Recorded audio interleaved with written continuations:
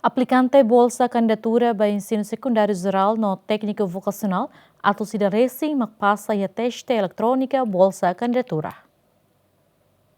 Teste elektronika ba bolsa kandidatura nem halau ilorun salur resensia fulane nebe abertura o presidente da república muito com o ministério da educação na comissão função pública no aplicante nebe participa teste ne basic rehun salur resen ida ba matéria área específico salur resen rua e ensino secundário geral no técnico vocacional diretor recursos humanos ministério da educação João Amaral Hateten aplicante sirane tur teste elektronika ba disciplina lima mas aplicante atos ida resen pasa e teste elektronika função pública nian.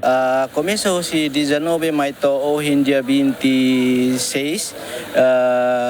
Nia tuir agrupamento né, 19 itu começa a língua português, feito 29, mane 36, e 65 mak lione agrupamento ba língua português. Depois tuir mais língua teto, e feito hito, mane si hamotuk 16 ba agrupamento teto. Depois tuir fale língua inglês, e feito nen, mane di Jawa itu hamotuk 24 makliwana, iha língua Melayu, iha feito rua manehat, hamotuk 6 pessoas de, ohin lokrai gidane, história geográfica, iha feito sia mane tolnulo, hamotuk 39. Total geral hoje 19, mas ohin hamotuk 150 pasa ona hanesa unha menciona por grupo. Português né momento iha grupamento né ita precisa lugares 250, mas be foi mak 75.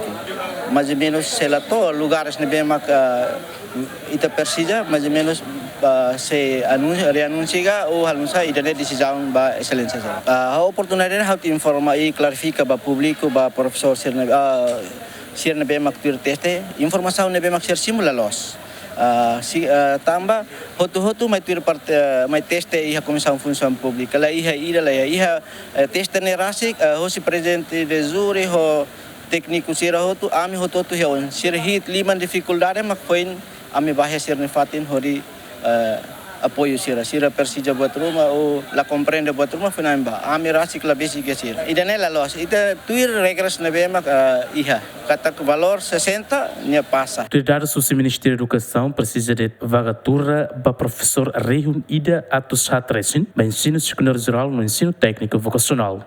Lamberto da Silva, GMN.